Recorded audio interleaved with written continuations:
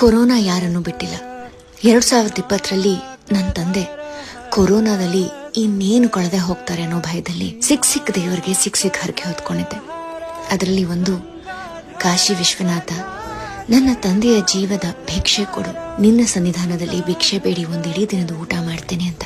ಅದನ್ನು ನೆರವೇರಿಸುವಂತಹ ಸೌಭಾಗ್ಯ ಮೊನ್ನೆ ನಾನು ಹೋದಾಗ ಸಿಕ್ತು. ಇದೇನು ಅಂಧವಿಶ್ವಾಸ ಅಂತ ನೀವು ಕೇಳ್ಬೋದು. ಒಂದು ಹೇಳ್ತೀನಿ ಕೇಳಿ.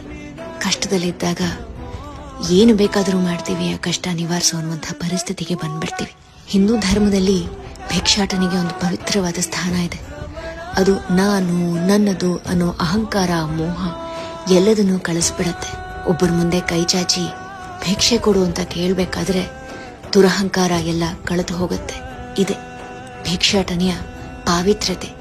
ಕೊಡೋರು ತಮ್ಮ ಪಾಪ ಕಳ್ಕೋತಾರೆ, ತಗೊಳ್ಳೋರು ತಮ್ಮ ಅಹಂಕಾರವನ್ನ ಕಳ್ಕೋತಾರೆ.